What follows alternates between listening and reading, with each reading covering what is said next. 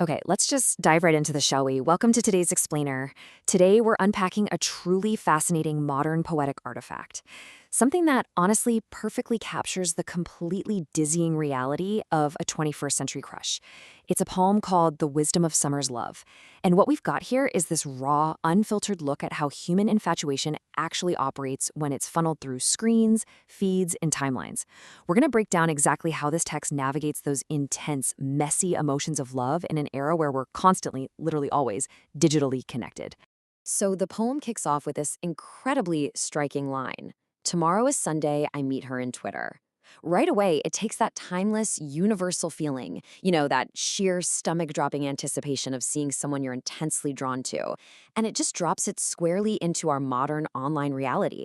I mean, historically, a Sunday meeting, that implies a stroll in the park, right? Or catching coffee, maybe going to a community gathering.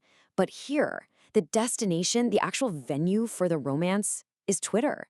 The speaker is literally scheduling a digital rendezvous. It just goes to show that those butterflies in your stomach, yeah, they really don't care if the meeting place is physical or virtual. And this brilliant little juxtaposition leads us straight to the central question of our explainer today. How does ancient romance survive in the age of social media? It's kind of the big question we all have to navigate now. We have these sweeping, classical emotions, stuff poets have been obsessing over for thousands of years, but we're forced to express them through characters on a screen, direct messages, and timeline updates. This poem acts like a fascinating bridge between classic, old-school infatuation and the very modern digital landscape we're all living in every single day. Section 1. Art in the digital age. You see, this digital infatuation, it isn't passive at all. It's incredibly active. The emotion is basically forcing the speaker's soul into the state of constant creation. They tell us they're making a film in my heart to meet Summer and her mind. They're writing songs every day and holding words in my heart. This love for Summer, it demands an outlet. The text even says they are forgetting my world because these thoughts are forcing my soul. So even though the primary point of contact might just be a social media app, the internal reaction is profoundly artistic. The speaker's mind becomes this private studio where films are directed and songs are written, and it's all dedicated entirely to Summer. So what's the result of all this wild internal artistic creation? Well, the text builds up to this really beautiful realization. With you only, ever in my heart, my life is new when summer is light. This obsessive creative output acts like a total reset button on the speaker's life. And why does this matter for us? Well, it shows how inspiration, even when it's sparked by something as simple as an online interaction, has the absolute power to completely revitalize our perspective. It can literally make everything feel brand new again. Section 2. Greek, Roman, and Twitter. Okay, this is where we see that exact tension beautifully illustrated. On one hand, we have the epic, classical weight of the speaker's feelings. They describe it as a message of love that is Greek and Roman. Just think about that phrasing. It invokes antiquity, mythology, epics, Helen of Troy, giant monuments made of marble. It's massive, right? But how is this actually playing out in reality? Through the lines, every day what you do, I'm aware from your tweets. The contrast there is just incredible. The speaker is experiencing an emotion that feels like it belongs right in the middle of the Iliad, but they are expressing it by simply scrolling through a feed and clicking a little digital button. The synthesis of those two vastly different worlds is captured perfectly right here, liking a heart and loving your soul. This is where the poem actually elevates a standard user interface into something deeply spiritual. Liking a heart, that's literally just a description of what you do on Twitter, right? You click the little heart icon to like a post. But the poem immediately ties that physical, mundane digital action to loving your soul. This tiny micro-interaction becomes a profound, timeless expression of devotion. In the mind of the speaker, they aren't just engaging with a piece of content, they are connecting directly with Summer's very essence. But make no mistake, even though the medium here is digital, the physical and emotional stakes, they remain deeply human. The speaker confesses, they are holding my breath dreaming about her. I want you to really think about that visceral reaction for a second. Staring at a screen, waiting for a reply, or just reading a post from someone you like. It can cause a very real, very physical reaction. Your heart rate goes up, you hold your breath. It reminds us that there are real human bodies with real nervous systems sitting on either end of these digital connections.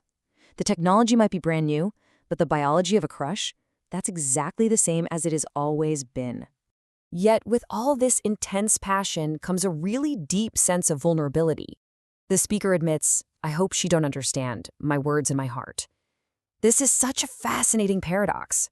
The speaker is directing all this classical-style devotion towards Summer, hyper-analyzing her tweets, literally making films in their heart, but they are absolutely terrified that this modern muse might actually discover the true depth of these feelings. It's that classic fear of exposure. The digital wall gives them a safe distance to obsess and create, sure, but the idea of that wall coming down and the true words in the heart actually being understood, that's incredibly daunting. Section 3. The Wisdom of Repetition. Let's break down the exact anatomy of the poem's chorus. It actually moves in 3 really distinct phases. First, there's the pull, which is characterized by the lines, temptations of your love, sensations of your smile. This is that initial, almost overwhelming physical and emotional gravity of the crush. Then comes the observation, you're beautiful. It's incredibly direct, simple, and declarative. And finally, we reach the result, which is arguably the most critical part, and your love made me wise. Notice the progression there? It takes a simple physical attraction, that temptation, and transforms it into a state of deep psychological clarity.